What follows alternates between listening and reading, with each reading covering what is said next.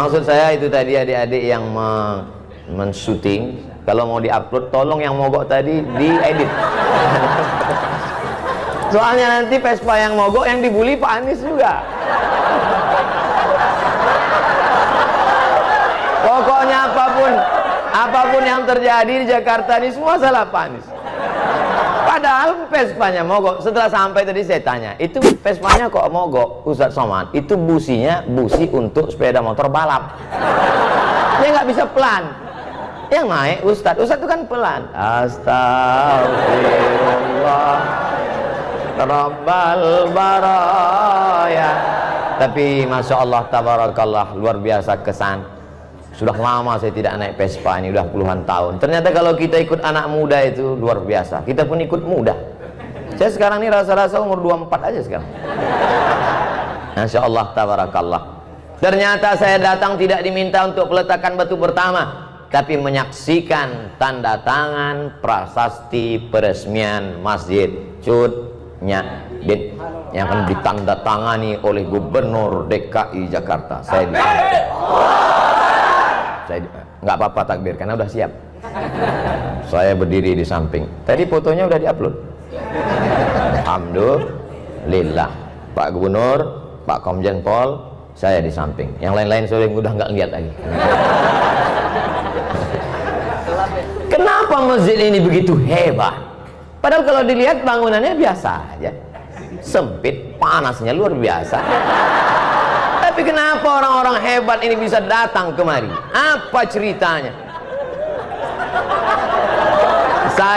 Saya di mana-mana ceramah itu tidak. Saya selalu apa yang ada di mulut saya sih.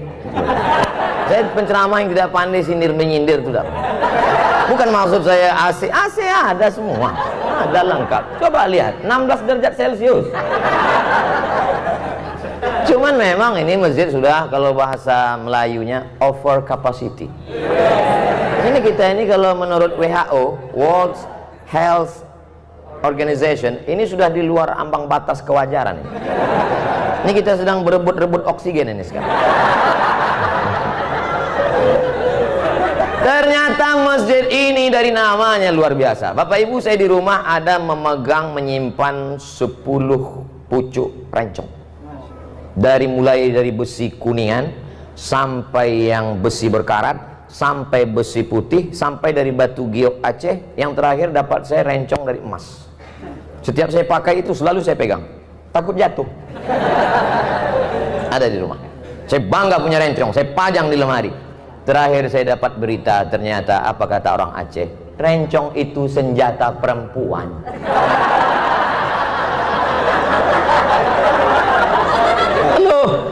Kenapa rencong senjata perempuan?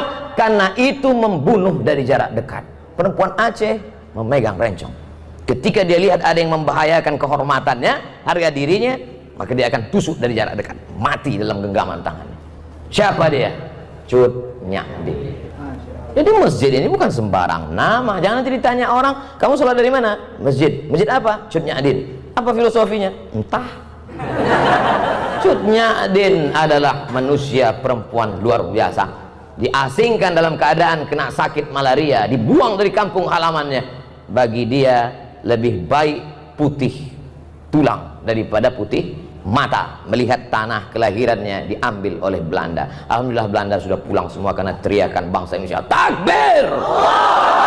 Lari Belanda, tinggal terong Belanda lagi. Habis. Saya pergi ceramah ke Maulabo.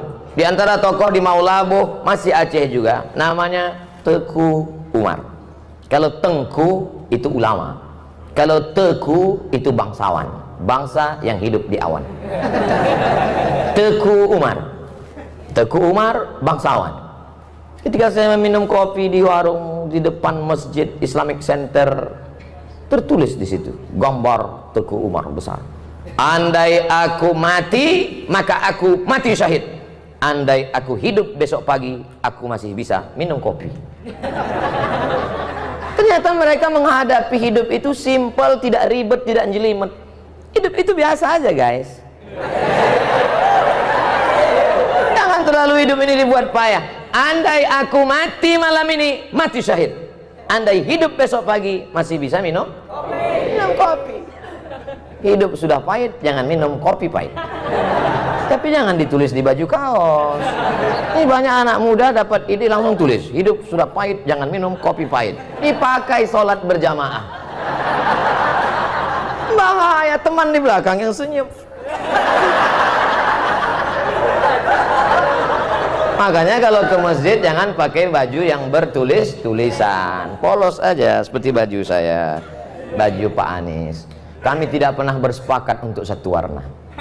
Beliau pakai baju biru, saya pakai sal biru. Memang ternyata orang kalau sehati itu memang.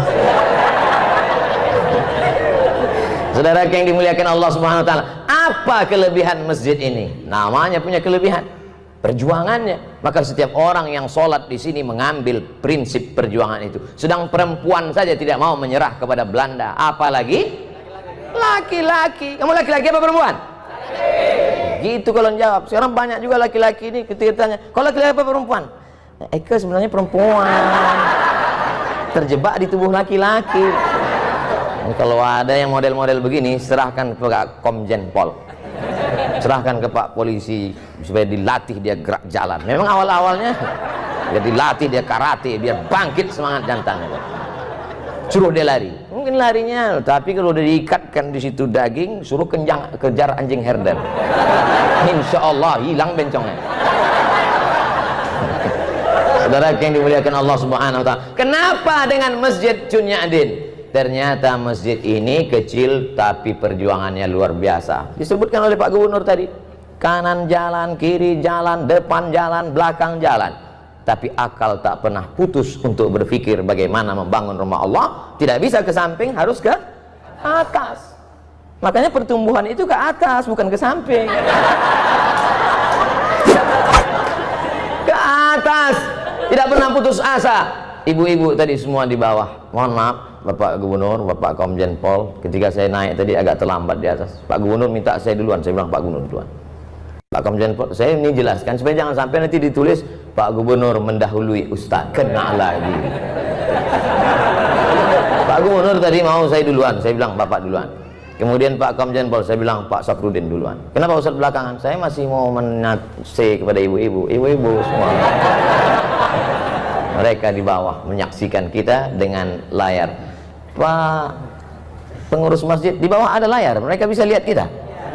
Alhamdulillah. Ibu-ibu yang di bawah jangan berkecil hati, karena saya ini lebih bagus di layar daripada aslinya. Al-Mukarram, Ustadz, guru-guru kita tak dapat disebut satu persatu, tapi insya Allah semuanya masuk ke dalam surga Allah. Apa kehebatan masjid ini? Ternyata setiap hari Jumat ada program makan gratis. Mudah-mudahan setelah diumumkan ini Jumat nanti semakin banyak yang nyumbang, bukan semakin banyak yang datang bawa perut kosong. Saya dulu pernah 2 semester di UKM, University Kebangsaan Malaysia Selangor, tidak selesai karena saya dapat beasiswa ke Maroko. Lalu saya tinggalkan 2 semester di UKM.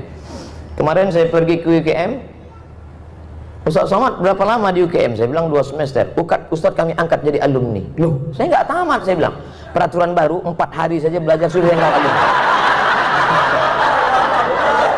Jadi saya sekarang dianggap sebagai alumni UKM Selangor, University Kebangsaan Malaysia. Banyak yang membahagiakan saya. Apa yang mau saya ceritakan tadi? Di masjid UKM itu setiap hari Jumat, dulu waktu kami kuliah, saya paling cepat datang ke masjid. Kenapa? Karena kalau kita datang zuhur jam 12.30 baru azan, jam 12 itu ada semangka, ada pisang. Jadi ternyata memotivasi mahasiswa yang memang sulit uang belanja waktu itu. Awal-awalnya itu pemanis, tapi kata pepatah orang Melayu, Allah bisa karena biasa. Pancingan anak-anak muda, mungkin awalnya dia niatnya tidak untuk sholat Jumat. Kau datang kemari kenapa? Lapar mau makan siang. Itulah makna dakwah. Coba lihat bahasa Arab. Da'a ya'du'u da'watan. Dakwah artinya ad-da'watu ila ta'am, ngajak makan. Asal muasal kata dakwah itu ngajak makan. Makanya dulu para habaib di Jakarta ini, Al-Haddad, As-Sagab, bin Syihab, Barakbah, mereka itu kenapa majelis maulidnya ramai? Karena ada makan. Motong kambing sampai 10-20 ekor. Itu awalnya dulu. Kiai-kiai di Jawa itu tanam padi luas, maka kalau santri-santri datang dikasih makan. Ini belum jelas nih, habisnya ada makan apa enggak?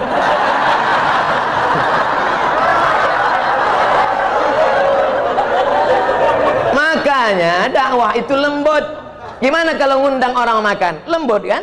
Bapak, nanti silakan datang ke rumah ya, insya Allah ada makan. Dan setelah sampai ada makanan terhidang, nyuruhnya juga lembut. Silakan makan, lembut kan?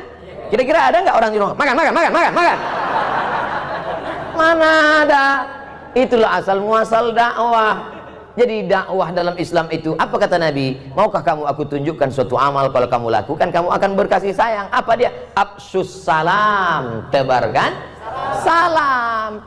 Tebarkan salam dengan baik. Saya tadi di masjid ini sedang diajarkan betapa hebatnya Allah Subhanahu wa taala. Ada gubernur, ada DPRD, ada Bapak Komjen Pol, ada polisi, ada tokoh masyarakat. Mereka semua hebat-hebat, tapi tidak satu pun berhasil menggeser waktu sholat walaupun kurang 9 menit lagi.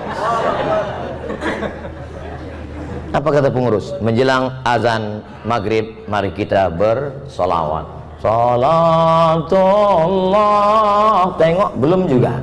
Salamullah, belum juga. Betapa agama tidak bisa diamandemen. Apa maksud Ustadz sebenarnya? Ya salam nggak bisa diganti.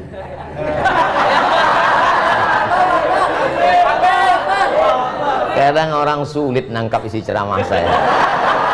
Memang gitu kalau orang cerdas ngomong, payah ngomong. Saudara yang dimuliakan Allah Subhanahu wa taala, maka yang bisa kita robah itu bukan waktu sholat, bukan sesuatu yang sudah baku, tapi yang kita robah adalah yang berada bunga-bunganya, hiasan-hiasannya. Yang sebelumnya di masjid cuman ada datang sholat, datang ada makanan. Tirulah Masjid Cut Nyadin. Hai saudaraku pengurus-pengurus masjid dimanapun berada, jangan bangga dengan uang kas masjid begitu banyak. Sebelum khotib naik mimbar, mari kita dengarkan dulu pengumuman dari ketua masjid. Alhamdulillah, masjid kita saat ini ada uang kas 200 juta. Bangga. Uang siapa? Bukan itu kebanggaan masjid. Perhatikan karpetnya, perhatikan tangganya, perhatikan suara. Saya semangat ceramah ini, kenapa? Suara mikrofon menggelegar. Kadang kita mau ceramah ini baru awal ini udah putus-putus. Asal mari Nur. Tapi alhamdulillah tabarakallah, bangga. Jadi uang masjid itu manfaatkan untuk kepentingan umat. Tiru masjid ini. Ustaz Somad, ini masjid ini setiap hari Jumat ada makannya. Dari mana Pak? Tidak tahu dari mana. Hamba Allah ada saja datang. Masya Allah tabarakallah. Buat pengumuman. Rumah makan yang berada di sekitar masjid, silakan setiap rumah makan kirim 10 bungkus. Awas kalau nggak ngirim. Ngajak, bukan ngejek, merangkul, bukan memukul. Wahai yang punya rumah makan, kalau kamu mau laris, mau dagangannya berkah, kirimkan. Kalau enggak, lihatlah nanti. Ada program yang luar biasa. Kadang saya melihat masjid yang megah, yang cantik, yang indah tuh kadang hati-hati juga. Di beberapa masjid saya pernah ceramah, masuk saya, karpetnya bagus sekali. Begitu saya injak, kaki saya tenggelam. Bagus sekali. Pas mau saya puji, tiba-tiba masuk kertas dari belakang. Tertulis, Ustaz Somad tolong umumkan, karpet masih ngutang.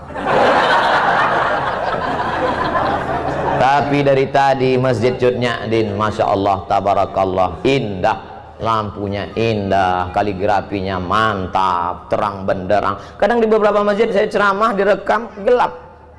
Ada komen di YouTube itu, Ustadz muka hitam sesat. Tapi di Masjid Cut Nyadin, Masya Allah, tabarakallah, cantik dan indah. Apalagi program-program yang ada, anak-anak muda diajar silat. Ini ada program anak mudanya di sini diajar silat. Ini sekarang banyak orang pandai bersilat, silat lidah. Bukan itu, anak-anak muda kita, selamatkan anak kita dari narkoba, selamatkan dari LGBT, selamatkan dari pergaulan bebas. Anak muda, hawa nafsu bergelora, darahnya bergejolak. Ini kalau tidak disalurkan pada kegiatan yang positif, dia akan rusak. Maka kalau mau anak muda Anda selamat, datanglah tiru program Masjid Cut Nyak. Hai seluruh pengurus-pengurus masjid di seluruh Indonesia, Malaysia, Brunei Darussalam, Thailand, Patani Selatan, Moro, Filipina. Ustaz kok pede kali ngomong, loh ini kan akan diupload, jangan lupa subscribe, like, and share.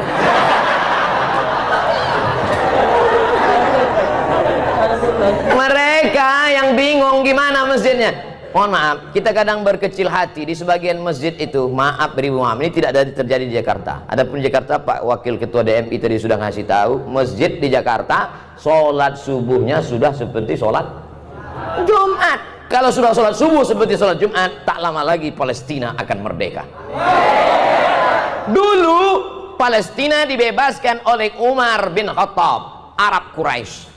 Dulu Palestina sudah dibebaskan oleh Salahuddin Al-Ayyubi, Sultan Saladin, Kurdistan, dari Kurdi. Dulu Palestina sudah dibebaskan, Konstantinopel dibebaskan oleh dia, Muhammad Al-Fatih, Turki. 3 bangsa besar sudah dapat jatah. Arab Quraisy sudah, Kurdi sudah, Turki sudah. Siapa yang belum? Orang Jakarta yang akan membebaskan Palestina, pemuda-pemuda yang istiqomah, bikers subuhan.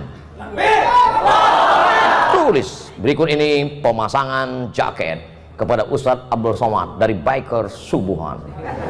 Pakai begitu, habis pakai foto-foto, selesai itu saya pun naik lah jam 5 subuh ke masjid. Habis itu masuk angin.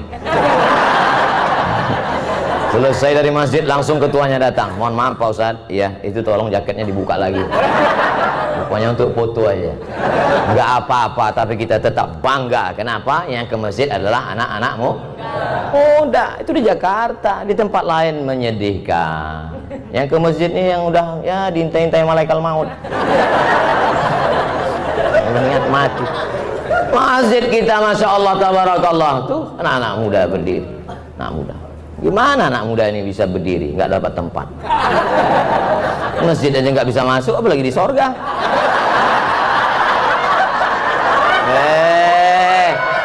Ustadz Somad jangan sombong ya. Justru orang yang sombong itu yang tidak akan masuk surga, betul? Loh, banyak yang la yadkhulul jannah, tak masuk surga, man kana fi qalbihi, siapa yang dalam hatinya mithqala habbatin min khardalin min kibrin, ada sombong sebesar biji sawi. Saya akan menyampaikan ini tepat pada 7.20. Setelah itu saya mohon izin. Loh, Ustadz yang ngajak orang sholat berjamaah, apa nggak sholat isya? Saya sudah jamak takdim. Ini perlu saya jelaskan, jangan nanti jadi fitnah. Ustadz Somad diajak oleh gubernur nggak sholat isya berjamaah, Pak Gubernur lagi yang kena.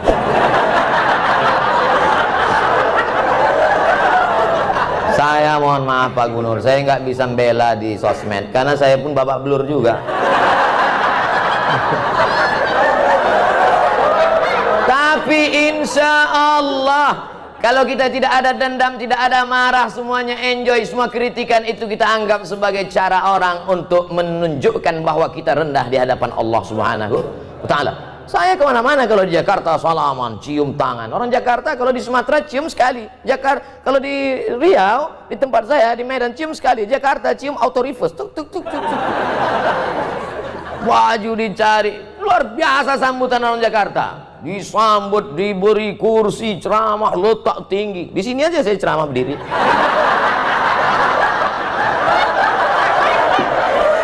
Biasa. Itu kalau tidak dibully orang, kalau tidak diejek orang, itu lama-lama muncul ujub kita, muncul takbur kita. Dipanggil Al-Mukarram, Al-Ustadz, Sahibul Fadilah, Profesor, Doktor, Abdul Somad, LCM. Lobang hidung hampir sebesar terowongan Mina. Tapi begitu kita dibully, diejek orang baru sadar. Di situ dia panggil aja, Somad, Tomat, kurus kering krempeng gitu. Dulu awal-awalnya saya termasuk orang emosi juga. Begitu dia bully sekali, saya lapor ke Polda. Lapor Polda panggil. Saya datang 2 kali, saya datang ke kejaksaan. Udah saya duduk, mana dia Pak yang bully saya kemarin? Mencret. Sejak itu saya nggak mau lapor lagi. Ternyata yang di internet bully itu pengecut semua. Pernah jumpa saya di parkiran mobil. Saya kalau di Riau nggak pernah pakai pengawal, nggak ada pakai, saya nyetir sendiri. Ketemu saya itu yang ngejek, saya kejar, pantang-panting lari. Oleh sebab itu maka Allah membela. Saya tidak pernah menyusun skenario harus begitu, harus begini. Enggak, saya belajar aja. Belajar saya kesudahan, habis itu nulis disertasi. Sidang saya 24 Desember diumumkan oleh Profesor Dr. Umar Al-Ma'ruf Ali dengan ini. Setelah menyidangkan disertasi setebal 637 halaman, maka anak Indonesia ini melayak dapat gelar PhD Doctor of Philosophy dengan gelar Doctor of Philosophy Mumtaz Cum Laude gitu. Selesai bulan Desember. Bulan Januarinya terbang saya ke Brunei Darussalam, diumumkan oleh Rektor Unnisa dengan ini melantik Profesor Dr. Abdul Somad HMA sebagai visiting professor pada Faculty of Usuluddin University Islam Sultan Syarif Ali Brunei Darussalam. Selesai, habis, itu aja kok repot. Oleh sebab itu saudara yang dimuliakan Allah SWT, jangan pernah berharap kepada manusia, jangan pernah bersandar kepada manusia, bersandarlah kepada Allah. Apa pernah saya membalas caci maki sumpah serapah di YouTube, di Instagram? Ada? Nggak ada, orang saya nggak baca.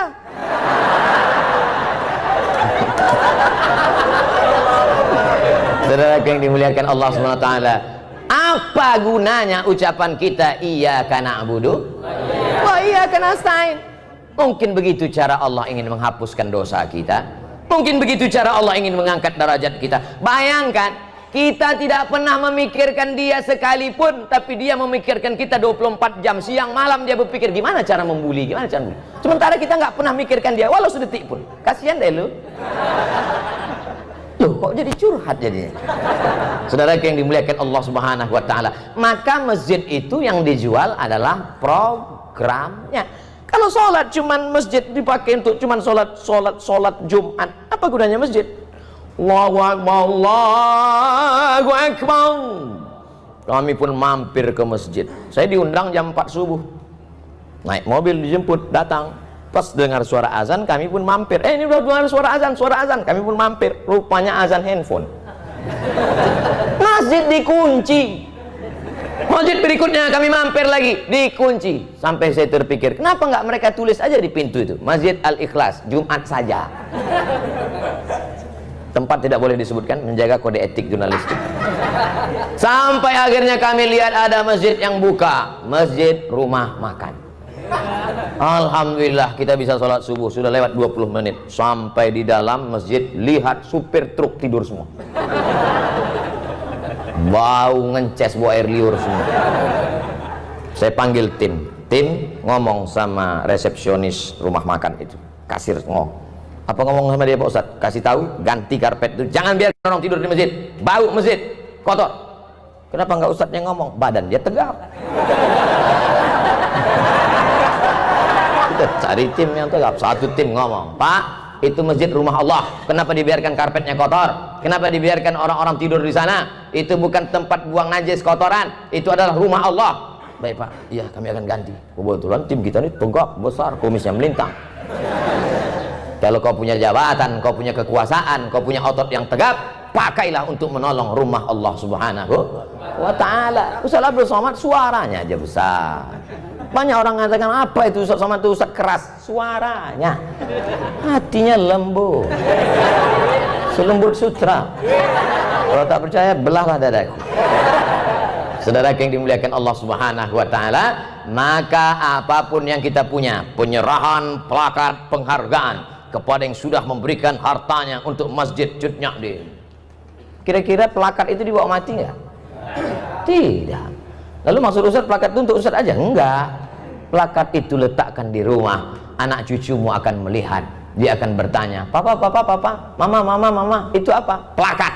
Plakat itu apa? Diberikan oleh Masjid Cut Nyak. Papa dulu ada minta enggak? Enggak.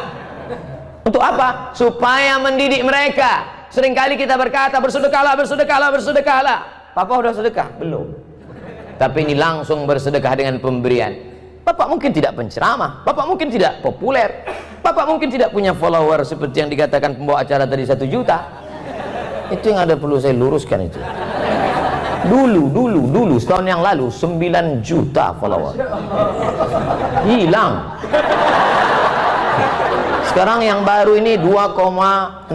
Yang baru ini 2,6. Ini nampaknya habis ketemu Pak Anies hilang juga ini.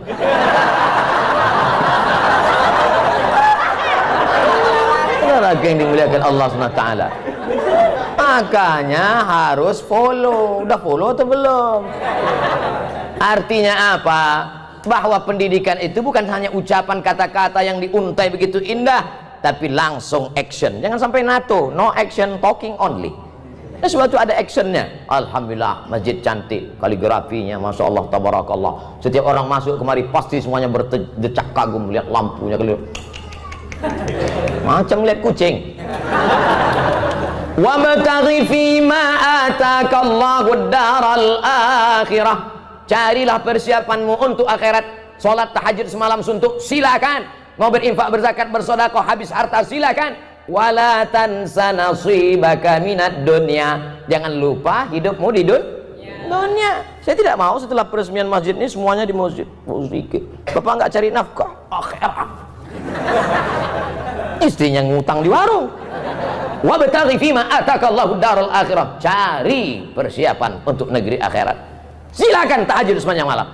Wala tansa nasibaka minat dunia. Ini untuk membantu bapak-bapak. Mana tahu nanti anaknya nanya, Bapak, ini apa bacaannya? Kemarin udah dibacakan sama. Ntar kita cari videonya.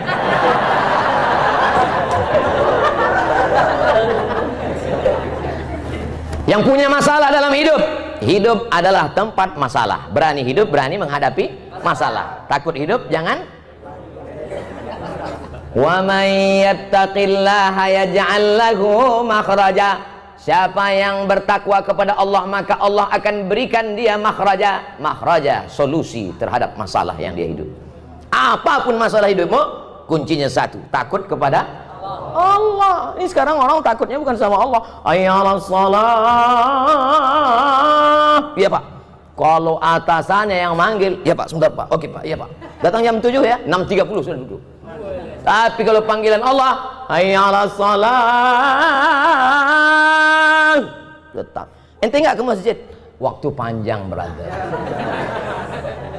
Padahal panggilan inilah yang akan menyelamatkan engkau dari azab kubur. Betul?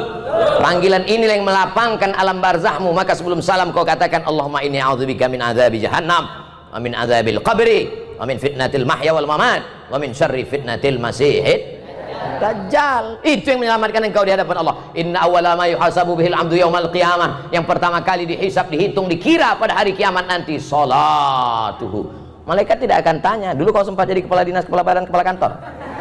Malaikat tidak akan tanya, kau dulu PNS apa non PNS, apa honorer yang nggak diangkat-angkat. Yang akan ditanya adalah salat. Al-akhillah. Semua orang yang berteman, berkawan, bersahabat di dunia, ba'dhum li ba'dhin adu. Mereka akan menjadi musuh di akhirat. Gara-gara kamu nggak sholat. Gara-gara kamu aku nggak sholat. Kenapa? Gara-gara kamu aku pakai narkoba. Kamu salah juga. Kenapa mau aku ajak? Gratis sih. Tapi orang bertakwa illal muttaqun. Orang bertakwa akan saling memuji, puji, memuji. Gara-gara bapak saya tahu masjid itu cantik dan indah. Gara-gara Pak Umar saya datang ke masjid Curnyaandin. Kalau tidak maka mungkin sampai mati saya tak akan mampir ke masjid ini. Jazakumullahu khairal jaza. Nanti bapak ibu kalau sudah melihat nanti di surga, masuk ke dalam surga, sudah ketemu dengan Pak Gubernur Anies Baswedan PhD, sudah ketemu dengan Bapak Komjen Pol, sudah ketemu dengan Bapak Zen Bajeber. Loh, Ustaz Somad di mana? Jangan heran, saya bukan terlambat, tapi saya sudah duduk di VVIP. Nampaknya ada yang nggak ikhlas. Yang nyuruh doa gitu Nabi.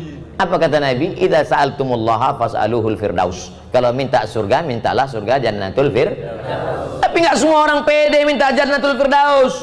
Ada juga orang ketika minta Ilahi lastulil firdausi ahla. Dia tidak minta Jannatul Firdaus, malah dia ngomong, aku nggak layak masuk Jannatul Firdaus ya Allah. Ilahi, ya Allah, lastu, aku tak layak lil firdaus, bagi surga Jannatul Firdaus ahla, aku tak layak masuk surga. Jadi kau nggak mau masuk surga, kalau gitu masuk neraka ya. Wala aqwa ala naril jahimi. Kalau gitu kamu masuk neraka. Aku pun nggak kuat masuk neraka. Jadi gimana? Mau masuk surga katanya nggak layak, mau masuk neraka katanya nggak kuat. Jadi gimana malaikat? Udahlah masukkan aja di kaki-kaki limanya, nggak apa. Nah, itulah yang dari sekarang udah kelihatan yang di emperan-emperan masjid itu, insya Allah masuk juga. Jangan sangka diri kau hina, tapi husnuzonlah kepada Allah. Apa kata Allah dalam hadis qudsi? Ana inda husni zanni abdi bi. Aku menurut prasangka hambaku kepadaku. Maka bersangka baik kepada Allah. Tapi sangka baik ini setelah ibadah.